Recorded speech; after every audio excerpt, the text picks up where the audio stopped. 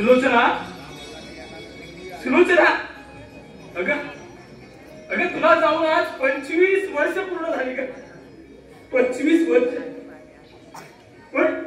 पण या 25 वर्षात असा एकही दिवस गेला नाही बघ ज्या दिवशी तुझी आठवण आली नाही. अगं कसा जाईल, कसा जाईल? अगं लक्ष्मीच्या पावलाने या घराचं माप ओलांडून तू या घरात आलीस आणि खऱ्या अर्थाने या घराला घडपण लावलं ग. या मातीच्या अबोल भिंतीतून सुखा समाधानाचे स्वर उमटू लागले. सुलोचना, माझ्या निराशेमुळे जीवनाला आशेची नवी पालवी फुटली. सुलोचना, अगं पण एक दिवस दुर्दैवाचं वादळ माझ्या आयुष्यात आलं आणि पोटच्या पोरांची जबाबदारी माझ्यावर टाकून तू ह्याच्या कायमची सोडून गेली. सुलोचना, कायमची सोडून गेली. अगं तुझ्या पाठोपाठ या घरची लक्ष्मी निघून गेली. लक्ष्मी आणि त्या वेळापासून दुर्दैवानं माझा पाठलाग सुरू केला. त्या दुर्दैवाच्या फेऱ्यात अडकलेलो मी. जिद्दीने तडफडलो.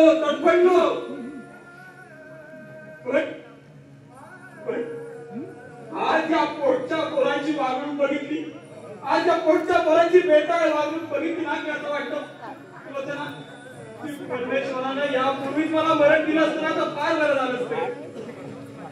फार बरं झालं असतं. आयुष्याच्या अखेरीस अशा मरण यातना तरी भोगावं लागलं नसतं सुलोचना. मरण यातना तरी भोगावं लागलं नसतं.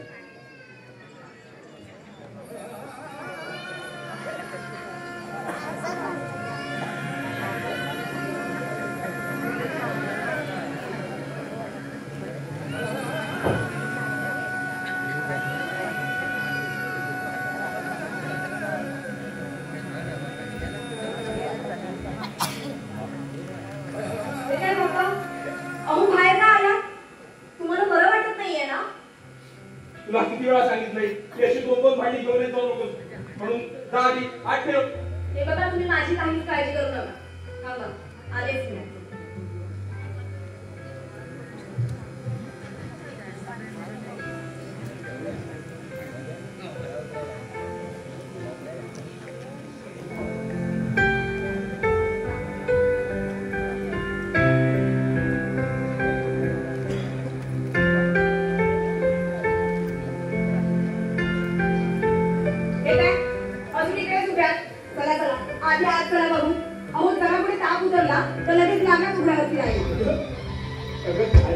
आज बरं वाटतंय आणि एका जागेवर बसून असं अवघडल्यासारखं होतं ना.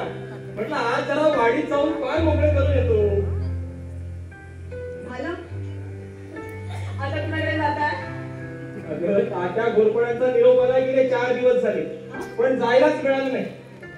अच्छा, म्हणजे आजच जाणं गरजेचं आहे का? अगं हंतरुणावर पिळून बसलेला माणूस तो. जरा काही कमी जास्त झालं म्हणजे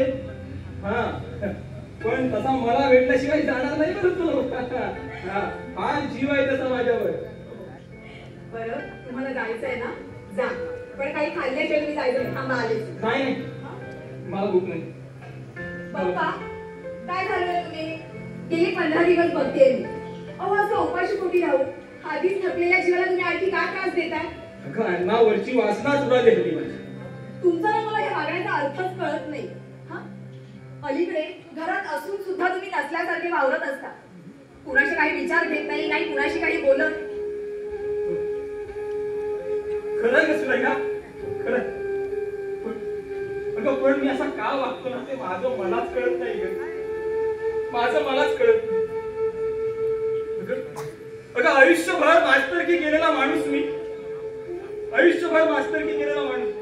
अगं दुर्गुणाच्या वाटेवर जाणाऱ्या कित्येक विद्यार्थ्यांना मी परत आणलं, त्यांच्यावर सुसंस्कार घडवले ग.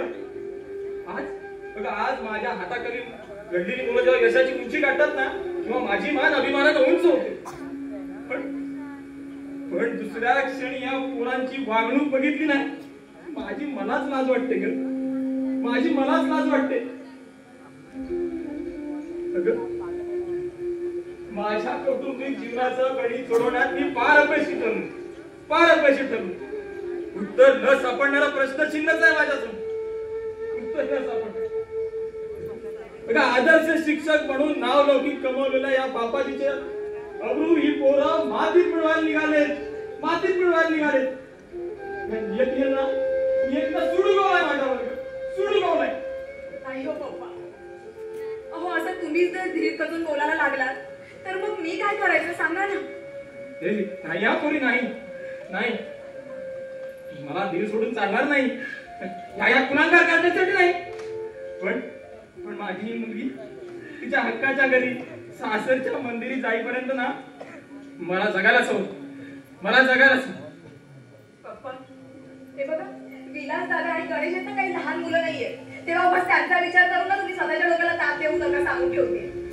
हे बघा, मला खात्री आहे एक ना एक दिवस त्यांना त्यांच्या वागण्याचा नक्की पश्चाताप होईल. आणि काय वाईट काय चांगलं हे नक्की त्यांना कळून चुकेल बघा. तसं घडलं ना तर दुधात साखरच पडेल. पण त्यांची ही वागणूक जर अशीच चालू राहिली ना तर अब्रूदार घराणा म्हणून नाव लौकिक असलेल्या या घराच्या अब्रूला बेअब्रूचे तडे जातील. नाही बाप्पा, अहो तुम्ही घाबरू नका. आपल्या या घराण्याच्या अब्रूचे धिंडवडे कधीच निघणार नाही. अहो ते धिंडवडे पाहण्याची आपल्या कुलस्वामिनीमध्ये सुद्धा हिंमत नाहीये. पप्पा, आपल्या वाडवडिलांची पुंडळी आपल्या पाठीशी उभी आहे. तेव्हा या संकटातून ना ते आपल्याला नक्की तारल्याशिवाय राहणार नाही. बघा, पुढं काय घडलंय ते कुणी सांगावं. अगं, कुणाच्या दैवात काय लिहिलंय हे जर माणसाला जाणता आलं असतं ना तर पावली माणुसकी तोडवणाऱ्या माणसानी ना देवाला सुद्धा पावलाच्या टोकरीनंच उचललं असतं ग. पण कोणालाच आपलं भवितव्य जाणता येत नाही. आणि म्हणून किमान संकटाच्या वेळी तरी ही लोक देवाचा दावा करतात.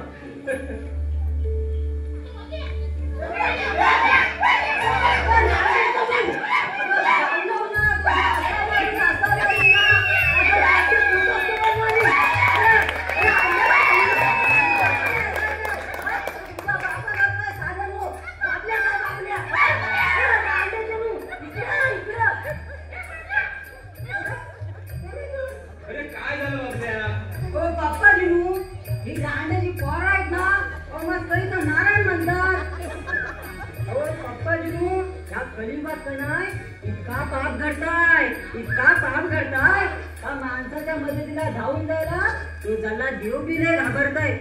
तो पहिल्या तरी पकड्यात जाऊ ना आता तो तरी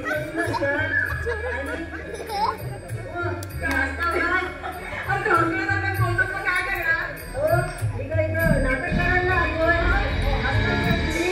मी ऐकत असताना बोलतोय. मला एक गोष्ट सांगू.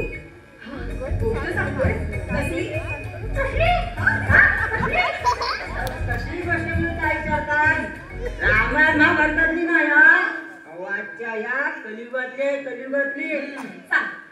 आता मी त्या मन्या गुरुवाच्या घराकडनं येत होता.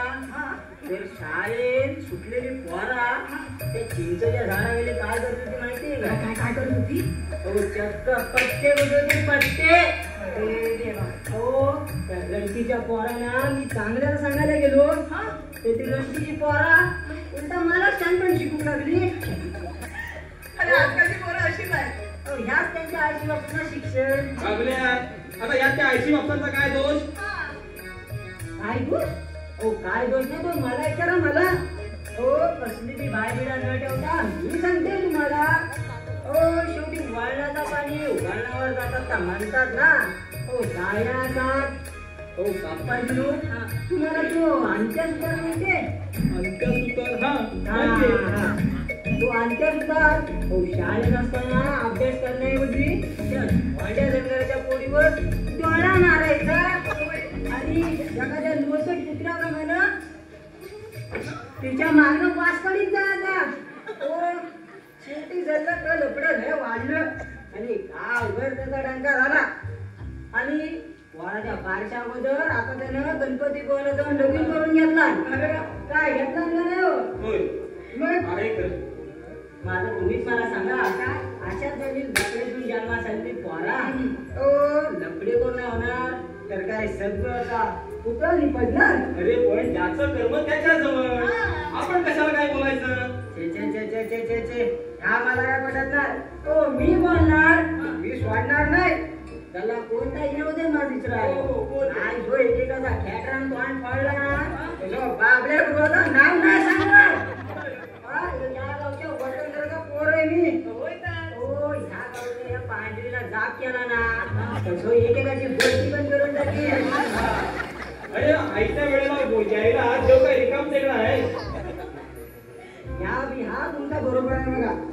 हो पप्पाजीनू आजकालचे देव आहेत ना लई लपाटलेले. पहिल्यासारखा दम नाही त्यांच्या. अरे याला देवाला तरी दोष देऊन काय उपयोग. आजकाल राजदोषपणे देवाच्या गावाला सुद्धा भ्रष्टाचार चालतो. मग देव कसा माणसाच्या वाऱ्याला उभा राहील रे. हा हो पण याचा विचार आहे ना त्या देवाला नाही काय करता येत. हो जिकडे जावं ना तिकडे मानकऱ्यांच्या आणि बिराड्यांच्या पार्ट्या सुद्धा असतात. हे मात्र बरं बोललास. हो ढोसाला नवसागराचं तीर्थ आणि चाकण्याला कोंबडीचा महाप्रसाद यातल्याशिवाय त्यांना पालखी कांदर घ्यायला हुरूप देत नाही. मग आता तुम्हीच मला सांगा अशा जसं हे बाप आहेत ना यांचं तशी ही मेली रांड्याची ही आताची पोर आहे. जाऊ दे तू त्या पोराकडे ना अजिबात लक्ष देऊ नको. अरे त्या बिचाराचं पोर वय आहे ते. काय पूर्वज पूर्वज आहे पूर्वज. या रेवटी यांची लगीन लावून द्या बघ बघा त्यांचं पोर वय कसं उड्या मारते ते. बापऱ्या जाऊ दे तू नको लक्ष देऊ त्यांच्याकडे.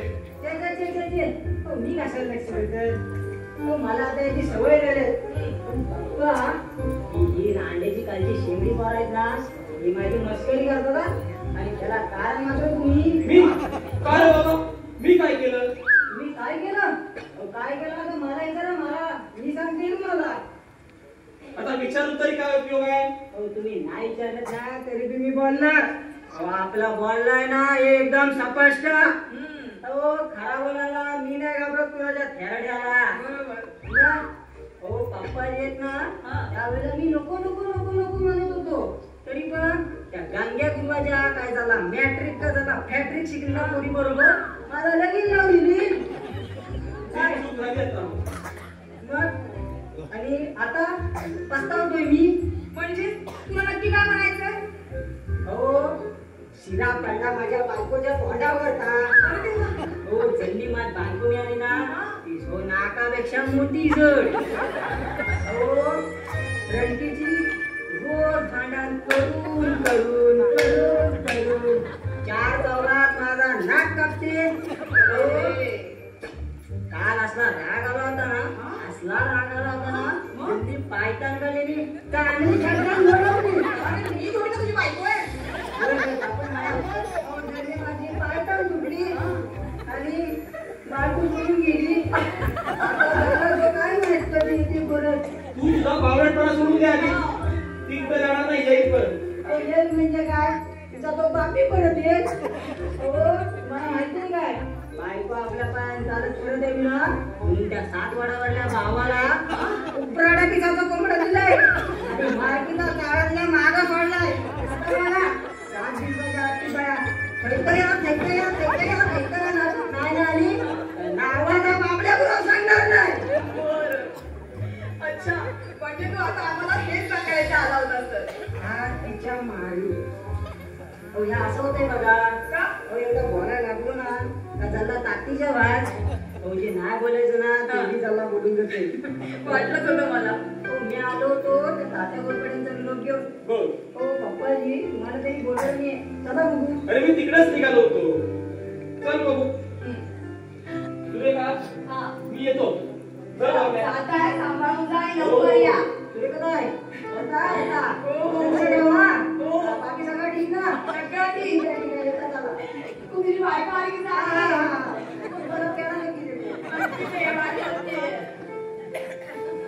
बाबला म्हणजे ना खरं. आता तो ऊपर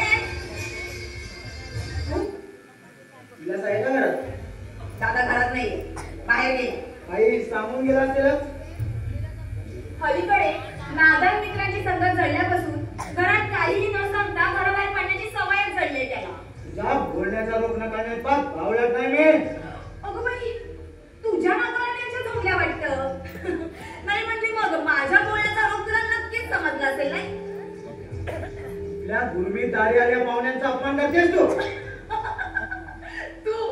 तू आणि पाहुणा काय ना, पाहुणा असलास तरी आमच्या या गावातलाच आहेस आणि तुला चांगली ओळखून आहे मी, समजलं ना. मी तर म्हणते तुझ्यासारख्या पाहुण्याची ना चांगली खेटराने पूजाच करायला पाहिजे. विक्रांतचा अपमान करतेस तू. या विक्रांतला ना उभ्या गावात मान प्रतिष्ठा आहे. एका दलबद्री शिक्षणाच्या पोटी जन्माला पुरीने माझा अपमान करावा ना, हे कदापि सहन करणार नाही मी. काय ना, अपमान सहन करण्यासाठी तू इथे माझ्या घरात थांब असं मी तुला काही आग्रह केलाय का? नाही ना. मग इथे लोकर पुत्राप्रमाणे भूतकाळाऐवजी चालता माझ्या घरात होत. विलासची माझी खास मित्र आहे ना, म्हणून मी ते येतो. याचा अर्थ असा नव्हे की तू माझा अपमान करावा. डोळ्याला दूध पित नाही ही सुरेखा, कळलं ना. तुला चांगली ओळखून आहे मी. तुझ्या ओठावरले शब्द गोड असले ना तरी तुझ्या काळजामध्ये विष भरलेलं आहे, विष. अरे ओवाळून टाकलेलं कुलाकार काळका म्हणून ह्या अख्ख्या गावामध्ये तुझ्या नावाचा डंका वाजतोय. कुणाची विषय आहे? माझ्या विरुद्ध वाकडा शब्द उच्चारण्याची. आणि आता तुम्ही प्रयत्न जरी केला ना, त्याचे दात कायमचे कशात आले. हो का? कायमचे दात तू कशात घालणार रे? पण मी तर ऐकलं होतं की परवा शेजारच्या गावामध्ये काही बायकांनी मिळून तुला चांगला चप्पलांचा चोप दिला होता. विसरलास का तू? नाही, तू विसरला असलास ना तरी ही लोक काही विसरली नाहीये. मूर्ख आहेत ते लोक. आवड्याचा भोगला करतात लेखाची. अरे नालायका, माझ्या दादाला दारूचा आणि दुकानाचं व्यसन लावलंस तू आणि आमच्या सुखी संसारात विघ्न निर्माण करणारा कारस्थानी माणूस आहेस तू. माझ्यावर खोटण्याचा आरोप करशील ना, तुझी हात रक्तबंबाळ होतील. एका आदर्श शिक्षकापोटी जन्माला विलासला मी का शिकवणार? पण हे खरं या पप्पाजी प्रमाणे विलास पावलं ठिकाण नाही. अगं पप्पाजींना उभ्या आयुष्यात दारूचं वास सहन झाला नाही, पण मात्र दारूच्या एकाच संघाशिवाय विलासला कशा काही खास उतरत नाही. आता एक शब्द हे बोलायचं नाहीये तू. चालता हो माझ्या घरातून. अगं तुझ्या मुकड्याकडे बघत असतील तर काम केलं नाही, पण माझा इशारा नीट लक्षात दे. अगं संधी मिळाली ना, फुकट घालवणार नाही ऐकणार. विलासला सांगून तुझी कामे उतरवतो. याच्यापेक्षा दुसरं कुठलं चांगलं कार्य होणार आहे मेला तुझ्याकडून? दुसऱ्याच्या गाडीनं तिसऱ्याच्या घराला आग लावून खरे मजा बघणारा डोकावळा तू, डोकावळा. हा सोड म्हटला ना. विसरू नकोस, या ध्येयाला विक्रांत म्हणतात. अरे दुसऱ्याच्या सुखी संसारात विष घालवणारा विषारी नाग आहे तुझा. आणि त्याच रागाच्या शेपटीवर पाय देऊन त्याच्या मनातील दूर संतापाच्या भावना जागे केल्यास तू. आणि आता हा विषारी नाग दंश केल्याशिवाय राहणार नाही.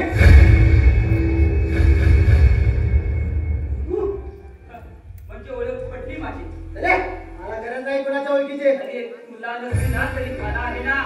सावकाराचा भेटा येत ना तू. बोलले ना, कळतंय मला. एक दिवस त्याचाही जाऊ दे. जाऊ दे मला. काय काल संध्याकाळी दारूच्या नशेत विलासला घेऊन शिव्या कोणाला देत होतास? तू पण मला विचारणार? रामकोर, तुला जर बोललास ना तर जीभ हातून हातात देत चाल्या. सांगतोय सोड.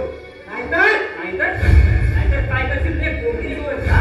कोण कुणाला देतोय? कोंबडीप्रमाणे मान आहे ना, मुरगोले ठेवेल. अरे एवढीच सावकाराची हलतदार तुझी चाल्या. मग त्या बिचाऱ्या सुताराच्या म्हाताऱ्याची कोंबडी का चोरलीस? अरे लोकांच्या पोटात जोडून पाळण्या करता काय? आणि कोणी विचारायला गेलं तर त्यालाच दमदाट्या करतात. जाऊ दे मेघा. अरे तू नको याच्या नादाला लागू.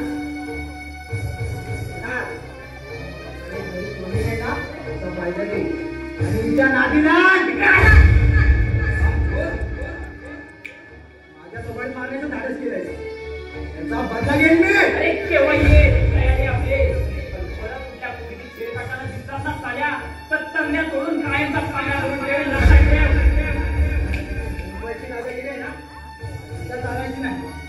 आता जातोय फुका ठाणे ठाणे किंवा एक ठेव सोड त्याला अरे जाऊ दे हलपटाला इथून. अगं काय जाऊ दे लोकांच्या पोरीबाईची छेड काढायला त्या काय बेवाशी गाई म्हशी वाटा की काय यांना भर बाजारात मोका टिकल्या गाई म्हशीप्रमाणे अरे वावरताच्या नावाने आणि त्यांना कोणी नावं लावण्याचा प्रयत्न केला ना आता तुझ्या नावाला तुमचा राजा चांगला औषध दिल्याशिवाय ना तुझी पोटुकी नावं घे.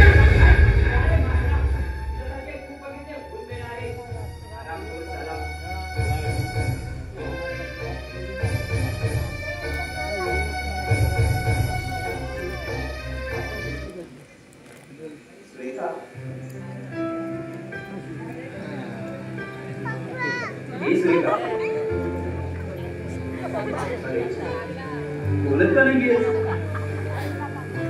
राग वगैरे आला की काय तुला कुठे कुणाच्या रागा लोकांची परवा.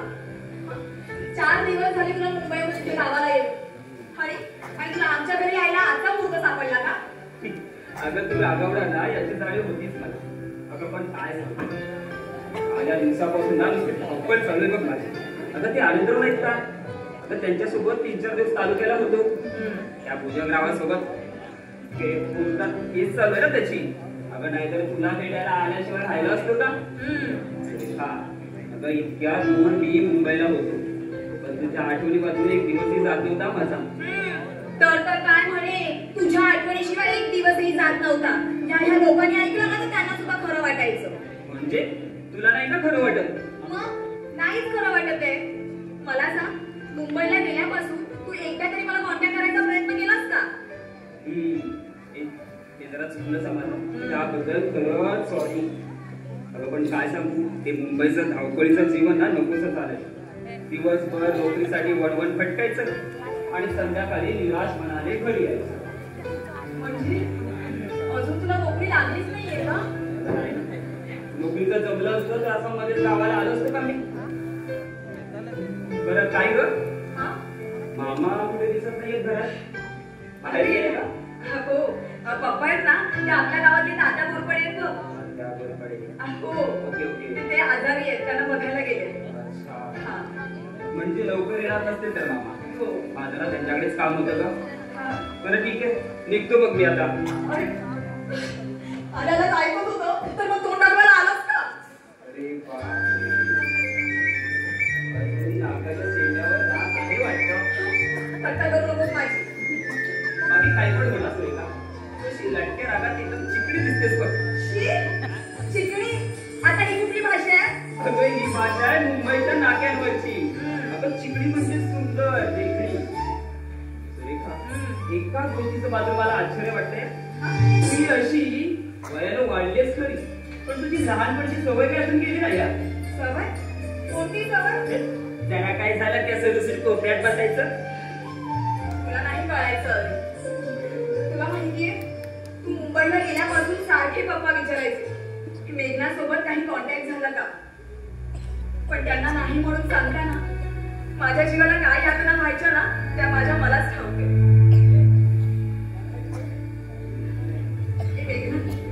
खरं सांग ना मुंबईला गेल्यानंतर तुला माझी आठवण यायची का रे. हा कुठल्या अर्थाने विचारतेस. आणि असं काय करतोय. आत्याने आपल्या लहानपणापासूनच्या जोडलेल्या नात्याच्या अर्थानेच मी बोलतीये. सुरेखा अगं भावी जीवनातील अनर्थ टाळण्यासाठी ना जरा स्पष्टच बोलतो आम्ही. आता आपल्या लहानपणी माझी आई तुला सून म्हणून चिडवायची हे खरं आहे. अगं पण ती थोर वयाची नाती आता थोरपणी टिकतसाठी करायला हवं ना तुला. मेघना म्हणजे काय म्हणायचं तुला.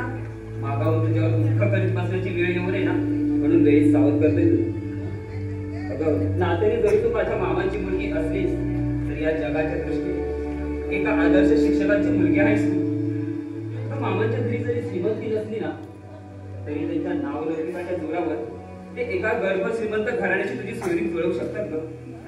आणि आपली बहीण एका श्रीमंत घराण्याची सून व्हावी असं वाटणाऱ्या तुझ्या दोन्ही भावांना आपले संबंध आवडणार नाहीत त्यांना. नाही रे. अरे माझ्या भावाची मी खात्री नाही देऊ शकत. अरे जिथे त्यांना स्वतःच्या भवितव्याची काही पडलेली नाहीये ते माझ्या त्याच्या बहिणीच्या भवितव्याचा काय विचार करणार आहे रे. हा पण मी माझ्या वडिलांबद्दल खात्री देऊ शकते.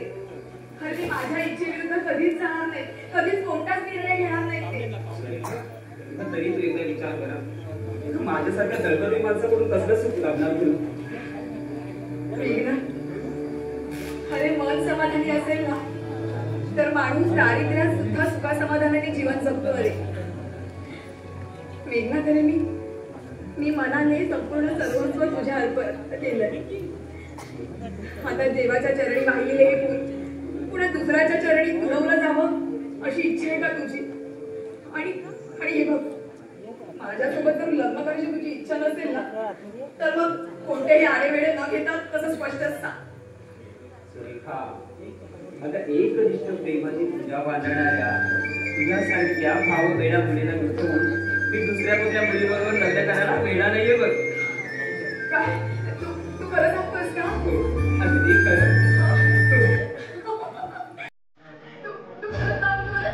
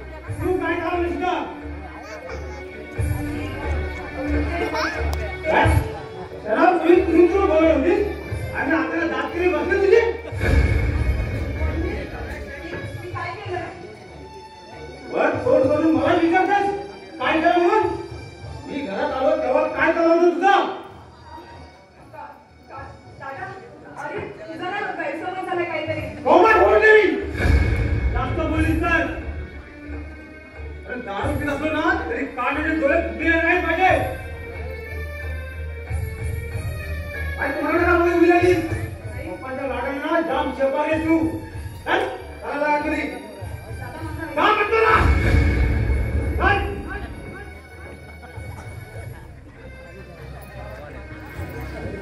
अरे मुसोबा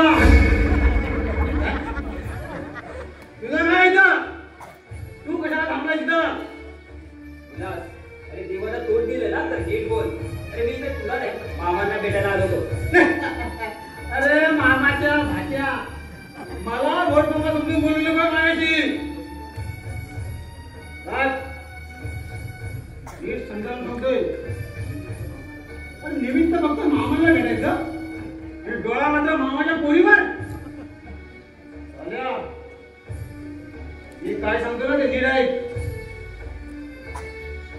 सुरेखा काय आगळी की पांगळी नाहीये विलास नीट बजावून ठेवतोय. आगाऊपणा करशील ना तर सगळ्या नाट्य बद्दल विचार न करता तंगड्या तोडून ठेवी तुझ्या. दारूच्या नशेत आहेस ना बरं मुकाने ऐकून घेतोय मी. तर तुझे तर हे शब्द मामाला समजले तर काय हे आकाश कोसळणार नाही का धरती दुबगणार आहे काय कळतंय का तिला मामांना.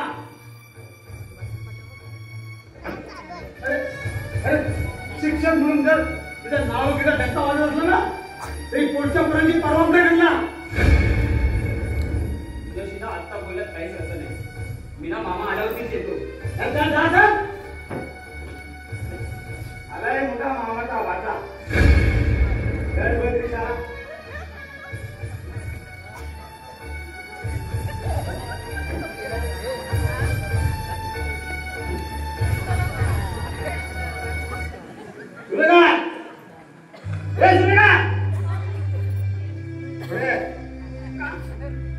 पुढे म्हणतो ना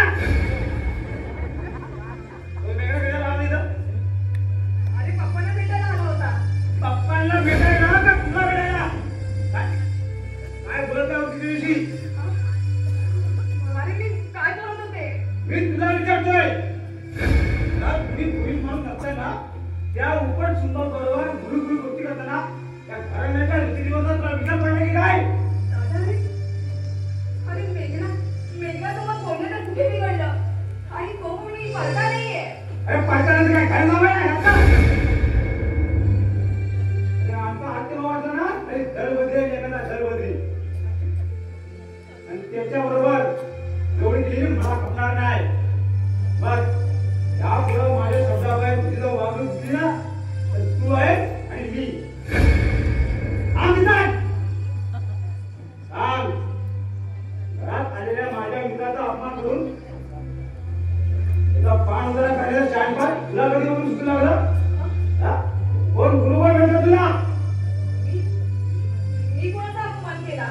विक्रांत नाही का काय काय बोलीस का मला.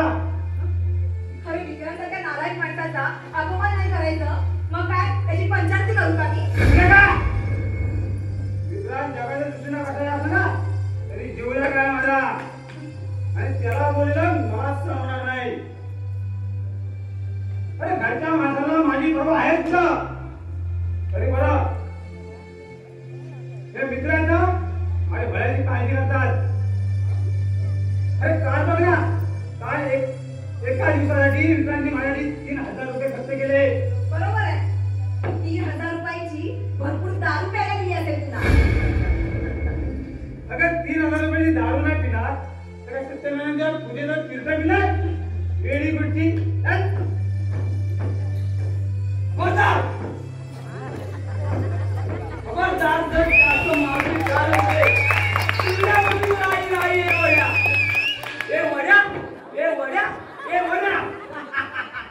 मी राजा आहे राजा.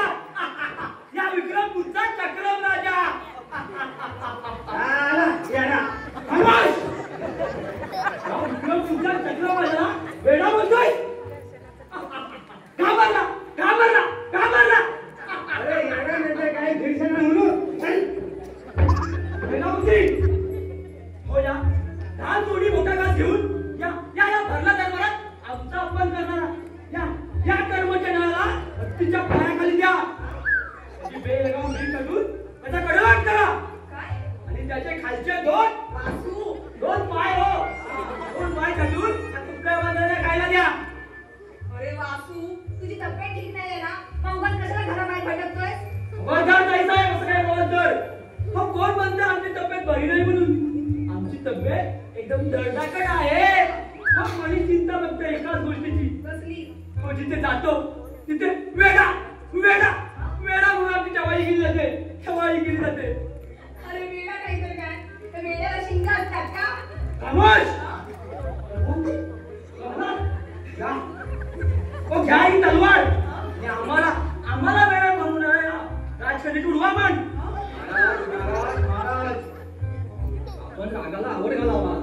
या राजकन्याच्या हातून काय आगली घडली असेल तर मी आपली क्षमा मागतो. प्रधानजी, चूप बसा तुम्ही. मग तुम्हाला क्षमा करण्याचं काय कारण?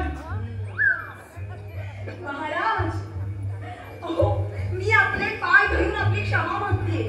नका नका ताईसाहेब, असला बंद बोलून या युनियनला लाजवू नका. आपल्या चरणाचं पाणी तीर्थ म्हणून प्यावं, आपल्या चरणी मस्तक ठेवून आपला आशीर्वाद घ्यावा. हीच तर खरी आमची लायकी. आणि असं असतं ना, आपण आमच्या बाजूला सुस्तू असावं हे काही आमच्या मनाला पटत नाही. ठीक आहे, मग आता यापुढे मी सांगते ना तेच करा. कसं करू? असं करू की असं करू? असं पण नको आणि असं पण नको, फक्त मी सांगते ना तेवढंच कर. बोला बोला ताईसाहेब बोला. हो, आपल्या शब्दाला जास्त पाप आमच्या हातून कधीच घडणार नाही, खात्री असू तरी. आणि असं घडलंच तर आम्हीच काय, हे आमचे पूर्वज देखील स्वर्गातून डायरेक्ट नरकात जातील. म्हणून म्हणतोय ताईसाहेब, आमच्या हातून काही चूक घडली असेल तर आपल्या पायाचे जोडे काढून आमच्या थोबाडीत मारा. पण असं वेडा वेडा बोलून आमचं काही रक्त बंबाई करू नका, रक्त बंबाई करू नका. आमच्या काळाला गडे पडतात, तो गडे पडतात. अरे अरे अरे, विक्रमपूरच्या चक्रम राजाला एकाकी लढायला काय झालं? वेडा इकडे कसा आला? तर आता काय सांगू, याच्या घरच्या माणसाला याची काही पर्वाच नाहीये. बघितलं ना, वाऱ्यावर सोडून दिलं. त्याची घरची माणसाला घराच्या बाहेर का सोडतात ना, तेच कोण जाणे. अरे या बिचाराची अशी अवस्था झाल्यापासून ना ते ह्याच्यावर मरणाचीच वाट बघत बसले. नाही नाही, मी वेडा नाही. हो, मी राजा आहे, राजा. या विक्रमपूरचा चक्रम राजा. सेनापती, प्रधानजींच्या कारस्थानी कटात सब घेऊन तुम्ही आमच्या माझ्यावर चुरी बिरू पाहताय. अशा तू नकले झाल्या, तुझ्या फ्रेंड चालायला लागो इथून.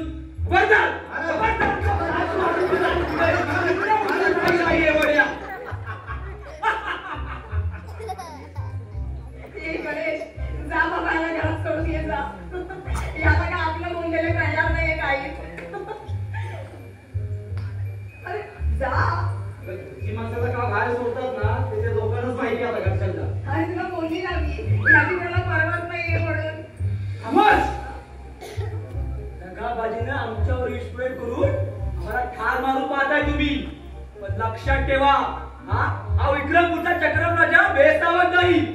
अरे तुमच्या एकेका नरडीचा घोर घेऊन तुमचं रक्त पेरवी, रक्त पेरवी.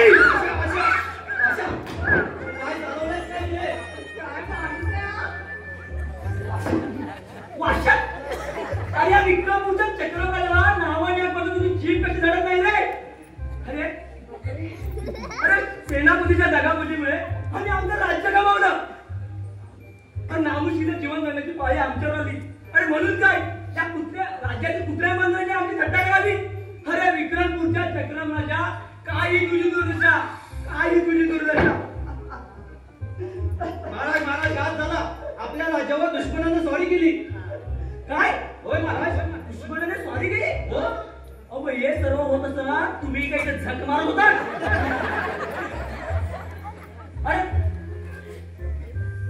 अरे प्राणाची बाजू लावून त्या शत्रूला आपण पळता होई थोडं करूया. चला चला चला चला. अरे अरे महादेव, अरे अरे महादेव, अरे अरे महादेव, महादेव,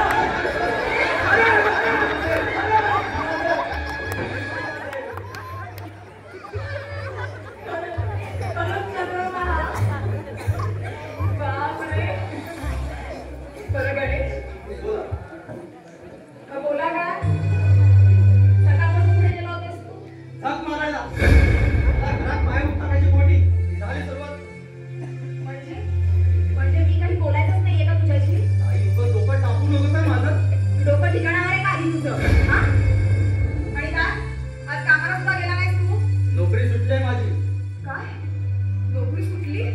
सुट्टी म्हणजे मीच सोडली. त्या मॅनेजरच्या थोबाडीत मारले. त्याच्या थोबाडीत मारले? साल्याचे दातच कसा खाणार होतो, पण तेवढ्यावरतीच वाचलाय तो. अगं दुकान सोसायटीचं आणि कायदा त्याच्या बापाच्या घरचा. तो साला भुजंगराव पाटील सरपंच झालाय ना म्हणून चांगलंच फावलंय. अगं गिरायकाला सांगतो गहू नाही तांदूळ नाही आणि माझ्या डोळ्यात देखत कोट्या पावट्या बनवून लोकांना काया बजवत वस्तू विकतो. त्या पाटलाची साथ आहे ना त्याला म्हणून फावलंय चांगलंच. अरे अरे पण तुझी नोकरी सुटली हे आपल्या बापांना कळलं की त्यांना काय वाटेल? हे बघ, त्यांना वाईट वाटेल पण मला परवा नाही द्यायची. अरे तुला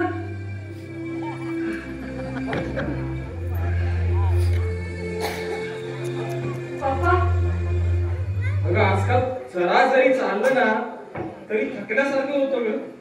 पण इतक्या वेळ का बाहेर राहिला? बघा किती थकायला झालंय तुम्हाला. द्या हळू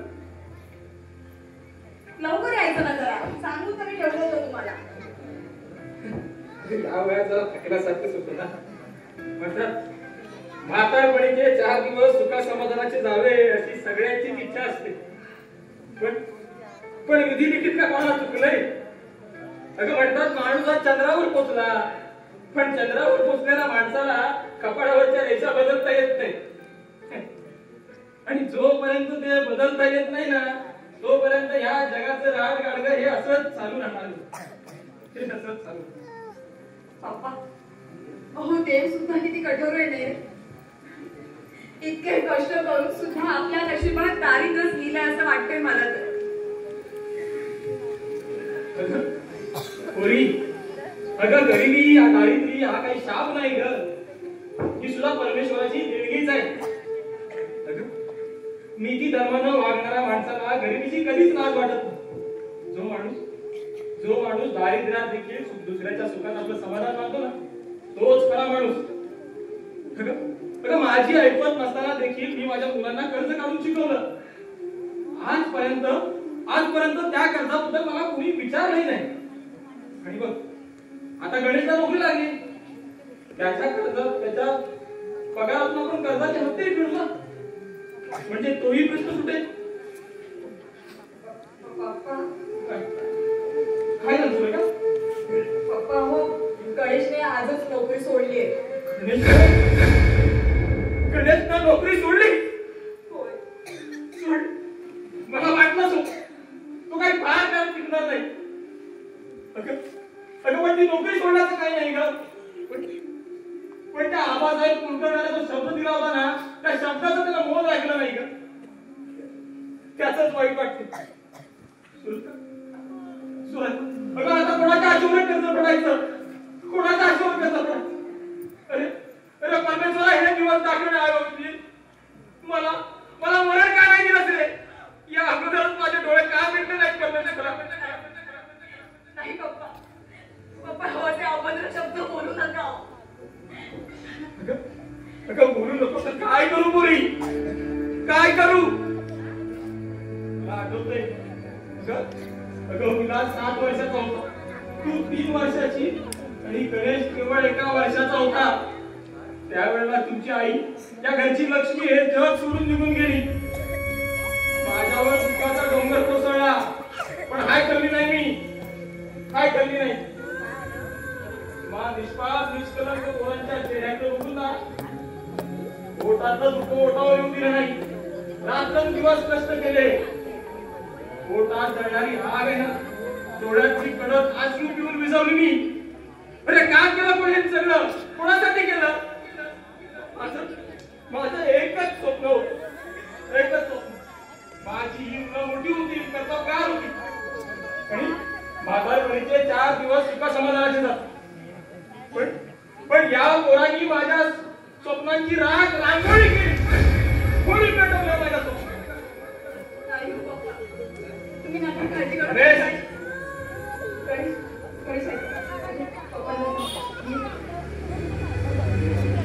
तुला निघालास कशाला? आत्महत्येचा धंदा घ्यायचा ठेवतो काय कामाला विचारतो. अगदी लाज शरम सोडल्यासारखंच बोलतोस म्हणजे. गणेश अरे कुणासोबत काय बोलतेस कळतंय का तुला? आता तुम्हा दोघांशिवाय आहे कोण दिसलं? असंच वागायचं ठरवलंय की आपण? अनेक वेळा उत्तर दिले मी या प्रश्नांची. नोकरी का सोडलीस? त्या मॅनेजरला जाऊन मी तुला विचारतो ना, नोकरी का सोडलीस?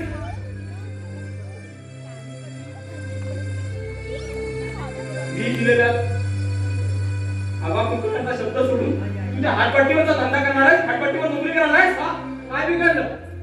आजकाल त्याच पैशाचा मान प्रतिष्ठा आहे समाजात. मला गरज नाही तुझ्या पैशाची. तुम्हाला नसली ना तरी मला आहे. क्षणोक्षणी माणुसकीचा मोठा पाडणारा तुमच्या या जगात नीतिमत्तेच्या उपेक्षेचा दोष पासून कुणाचं पोट भरत नाही. यासाठी हवाय तो फक्त पैसा.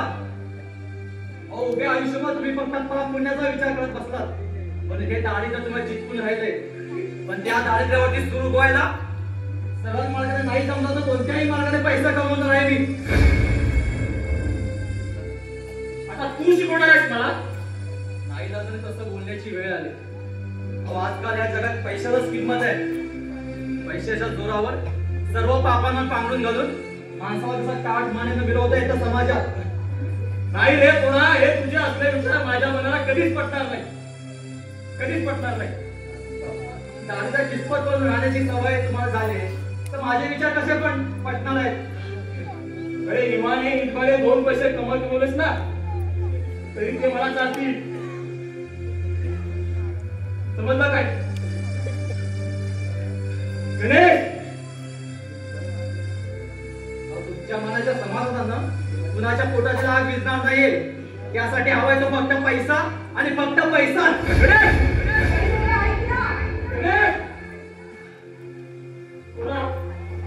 अरे कसली दुर्गती सुचले तुला?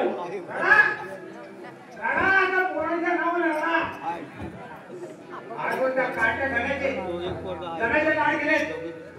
आणि आज या घराण्याचं नाव लोक वाढत होतं तुमचा लेख. दादा, अरे काय बोलतोस तू हे? मी काय बोलतोय ना ते पप्पाला चांगलंच करते पण बोलणार नाही ते. अरे का बोलणार नाही? अरे गणेश त्यावेळी लहान होता म्हणून काही वेळेला त्याचे लाड तुम्ही लहान करायचो डोक्यावरपासून नाचवा त्याला. माझ्या प्रत्येक सुखाच्या वेळी 7 जन्माच्या वैरी म्हणून वागण्यात माझ्याशी तुम्ही. दादा, दादा, अरे दादा कसे वाटते ते भरू नकोस. गाडीच्या असे वाटे ते भटायला माझं डोकं फिरलेलं नाही. माझ्या संसाराची होळी पिटवून माझ्या संसारात विष काढला तुम्ही.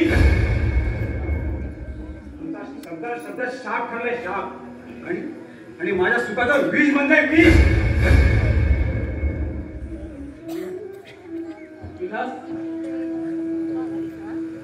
विलास काय बोलतोय तुले? मला चांगलं आठवतंय. हो, एका लग्न समारंभात गीताजीने माझी ओळख झाली आणि आम्ही दोघं प्रेम भावनेने एकमेकांच्या जवळ आलो. एकमेकांनी लग्नाचं वचनही दिलं. पण तुम्ही आमच्या लग्नाला विरोध केलात. हो, मी लग्नाला विरोध केला. अरे पण का? कशासाठी? अरे व्यसनाच्या आहारी गेलेला तुझ्यासारख्या मूर्खाला शहाणपण यावं ना म्हणून. त्या पोरीच्या आयुष्याची बर्बादी होऊ नये ना म्हणून. शेवटी तुमच्या इच्छेप्रमाणे घडलं ना. गीता हे जग सोडून माझा भरला संसार मोडून निघून गेली. अरे कुठल्या जन्माचं वैरी म्हणून हे असे कठोर शब्दाचे गाव या जन्मदात्याच्या काळजावर घालून त्याचा काळी रक्तबंबाळ करतोय. कुणाच्या शब्दाला न जुमानता गीता बरोबर मी रजिस्टर पद्धतीने लग्न केलंय. हो, केलंस. त्यावेळेला मी म्हणालो ज्या जिद्दीने लग्न केलंस ना त्या जिद्दीनं घराबाहेर संसार थाट. अरे पण तो राग केवळ काही क्षणापुरता होता रे. पण त्या अर्थाचा तू अनर्थ केलास. स्वतःच्या दोषावर पांघरून घालण्यासाठी तुम्ही माझ्या डोळ्यात धूळ बघण्याचा प्रयत्न करू नका. समजलं ना? हो, माझं सून तुम्हाला बघवतच नव्हतं. म्हणूनच सुखाच्या आशीर्वादासाठी पदर पसरलेल्या माझ्या गीताच्या पदात कडू करण्याची भय घालली तुम्ही. आणि तेव्हाच माझ्या मनाला लागलेली जखम ती आता कधीच भरून निघणार नाही. कधीच नाही.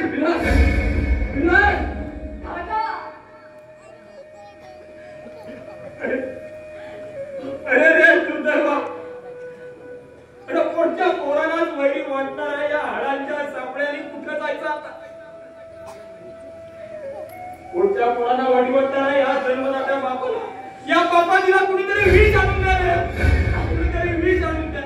नाही पप्पा, पप्पा तुम्ही आधी शांत व्हा बाबा. तुम्ही जरा आतमध्ये चला, आराम करायला चला.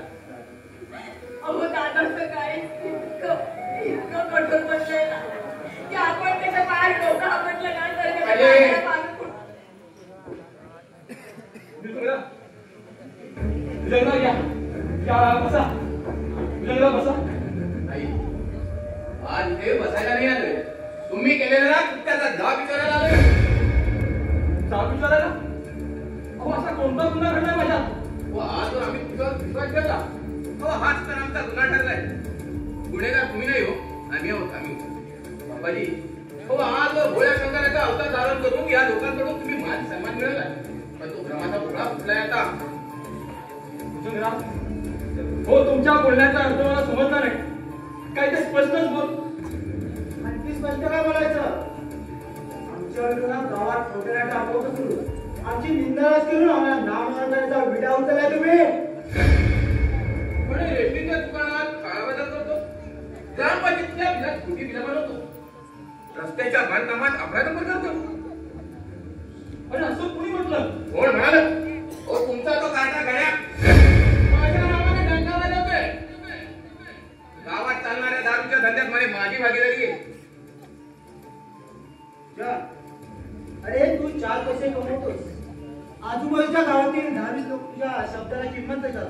अरे पावत नसेल ना स्वतः जन्माचे दारिद्र्य आपल्या प्रमाणात दुसऱ्याने व्हावं आता वाटत असेल ना.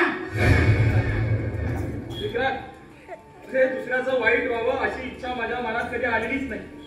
आणि मी परमेश्वराला प्रार्थना करेन की तशी इच्छाच मला परमेश्वराने देऊ नये. तुमची इच्छा करून चुकले हो आम्हाला बापाजी. हो माझ्यासारख्या प्रतिष्ठित माणसाला नालायक करण्याचा तुमचा जो काही डाव आहे ना तो मी यशस्वी होऊ देणार नाही. हो तुमच्या या अशाच इच्छेमुळे आयुष्यभर भिकारी राहिलात तुम्ही. हो. अरे पैसा हेच सर्वस्व असण्यासाठी ना मी भिकारीच आहे. मी भिकारीच आहे. यापुढे अजून भिकारी व्हावं लागणार आहे. आता करता करेल त्या परमेश्वराचीच इच्छा. तर कोण काय करेल? इच्छा त्या परमेश्वराची नाही. या भुजंगराव पाटलाची आहे. सोसायटीच्या मॅनेजरच्या गोवाडीत मारून गण्यानं या भुजंगराव पाटलाच्या मनात सूट संतापाची आग पेटवले आणि या आगीत जाळून भाग करणार आहे तुमची मी प्रतिष्ठा. तुमचं नाव लवकीर. बाप्पाजी, आमच्या वडिलांकडून घेतलेल्या कर्जाची आठवण आहे की नाही? हो आहे ना. फक्त इतके दिवस थांबणार ना भुजंगराव, आणखी काही दिवस. एक दिवसही थांबणार नाही. पण एक थोडे दिवस थांब. कशाला? तुमच्या मरणाची वाट बघायला. यांच्याबरोबर यांच्या पैशाला एक मूठ माती द्यायला मोकळे. हो माझ्या पायावर डोकं ठेवून जरी जीव दिलात ना तरी कर्जाच्या बाबतीत तुमची दया करणार नाहीये मी. अरे कशी येईल तुला दया माया? त्या गावात लांडी लबाडी करून गोरगरिबांच्या अडल्या परिस्थितीचा फायदा उचलून त्यांच्या माना मुरगळणारे गावगुंड तुम्ही. अरे तुम्हाला कुठून असणार रे दया माया? ए बेबीच्या देठापासून ओरडलास ना तरी घाबरणार नाही तुला. अहो काय झालं? अहो बोलत का नाही तुम्ही? आखिरी बंद झाल्याची विक्रांत, परत हे शब्द उच्चारलेस ना तर तुझी दात पेच जाग्यावर राहणार नाही झाल्या. आमच्या व्यवहारामध्ये ना नाक फसण्याचा प्रयत्न करू नकोस. त्याचे परिणाम ना चांगलेच होणार नाही. मेघना तू नको ना राजा काही बोलू. नाही मामा, अहो तुमच्या डोळ्यात अश्रू येले पण कोणता कठोर प्रसंग घडलाय नाही ते कळायलाच हवं मला. अरे त्याची जर दाखली उघडत नसेल ना तर मला विचार ना. अरे विलाच्या बायकोच्या आजारपणात पप्पाजी पैसे देतात ना माझ्या वडिलांकडून आणि तेच परत काढीत मला. किती दिवसांच्या मुदतीवर? मुदत वगैरे काही नाही. आज जर थांबलो ना हीच मेहरबानी समज. अरे एखाद्याच्या परिस्थितीचा फायदा उठवणं याला माणुसकी म्हणत नाही ना भुजंग. अरे इथं मानसिकचा प्रश्न करत नाही. हा सरळ व्यवहार आहे, व्यवहार. बघ अरे अशा व्यवहारामध्ये मी जर सगळ्यांनी बाहेर होत होतो ना तर एक दिवस मला भीतीची जोडी घेऊन फिरावं लागेल. या पैशाच्या लोभापायी माणुसकी पायदळी तुडवले पण कसे रे जंगली जनावरांसारखे वागता तुम्ही? अरे ऐकतोस ना पूजा? अरे उपकार करता या जंगली जनावर बांधायचा मात चालल्या लोकांना. आम्हाला जंगली जनावर कळलंय काय साल्याने अशाने एक दिवस सर्व्हिस घेत तुमची म्हणजे अहो हा तुमचा उर्मट वाचा आहे ना त्या भुजंगराव पाटलाचा अपमान करण्याचा धाडस करतोय अहो गावात पाहुणा आहे तो त्याच्या बेलगाम चालणाऱ्या जिभेला वेळ आवाज आल्याची समज द्या नाहीतर गावात दिवस काढणं मुश्किल होईल ना तुम्हाला ना दुसऱ्या कोणाला जाऊन द्यायची अरे माझ्या वाट्याला जायला तुम्हाला दुसरा जन्म घ्यावा लागेल दुसरा जन्म अरे मलाही भुजंगराव पाटील म्हणतात अरे माझ्या वाट्यात आडवा येऊन तेडी बात करणाऱ्याला ना मी सहजासहजी सरळ सोडत नाही जन साल्या वाक्यात उभं राहून हाडं चघळणारी कुत्री घुमट्यामध्ये काय करू शकतात अरे ही मुंगणारी कुत्री नव्हे तर विषारी साप आहे साप आणि तुझ्यासारख्या गारट्याची गावशिवाय राहणार नाहीत सापाचे नाव कसे पाडावेत ना त्या गावड्याला पूर्ण माहित आहे दत्ता मांडवकरचा धावच्या नंतर माझी मागणी झाली अशी माझ्या नावाची तक्रार कोणी केली बोल तुम्ही एकही शब्द बोलू नका हे सारे गाव गुंड आहेत ना असे कबूल व्हायचे नाहीत खऱ्या मोठ्याची शहानिशा करायला त्या दत्ताला हजर करता येते पप्पाजी तुमच्या ह्या उर्मट पोरा नाही ना आता उघडपड वेळ करतात त्याचा बंदोबस्त करायला मला वेळ लागणार नाही चल विक्रांत इथे एक शर्मरी बाबाची इच्छा नाही माझी अरे इथे थांबायला तुमच्या हातात कोणी नारळ शाळा ठेवलेलं नाही काय दोन एक कळेल का तुला बापूजी नीट कान देऊ नये का येत्या 2 दिवसात जर माझ्या पैशाची व्यवस्था झाली नाही ना तर आजच्या अपमानाचा बदला म्हणून ना लोकांच्या दारोदारी भीक मागायला आले तुम्हाला मी भुजंगराव वेड्या पोरांचं मनावर घेऊ नका भुजंगराव हो वेडीच्या वतीनं मी मागतो वेडी पोरं नाहीत फार शहाणी झाले तुमच्या दोघांप्रमाणे दीड साडी तर नाही होत मुंबईला जाऊन आल्यापासून ना तुझी जीभ फार वळवळ करायला लागली मुंबईचं पाणी लागले वाटते तुला अधिक शोभा बोलेचं वाटत असेल ना चालते वाईटून पाहिजे या अपमानाचा जाब तुम्हाला द्यावाच लागेल भुजंगराव अहो माझ्यावर दया करा अहो त्याच्या वतीनं आहो तर मी तुमच्या भुजंगराव काय मारायची काही पाया पडायचे हो ही गीत नाही तुमच्या घराण्याची पण लक्षात ठेवा माझ्या निर्णयामध्ये कोणताच बदल होणार नाही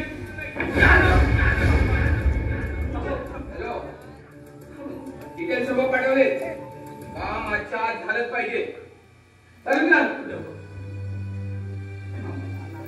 काय केलं नाटकाची फायदा तुम्ही माझ्या वेळा झाले ना तशी म्हणतात ना एक नात आणि गाढवाची पाय धरले होते मी तर माणसाची पाय धरले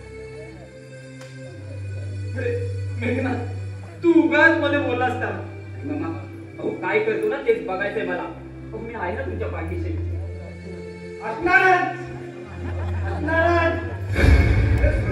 पापी नजरेने बघणार ठोक गावणार तू ठोक गावणार शुद्धीत बोलतोस ना दारू पिऊन ही शुद्धीतच बोलतोय मला माल नाही म्हणतो काय साऱ्याची पट्टी गुंडी होऊन आलो आता आमच्या घरगुती गोष्टीत नाव फुकटायचं तू करत बसशील ना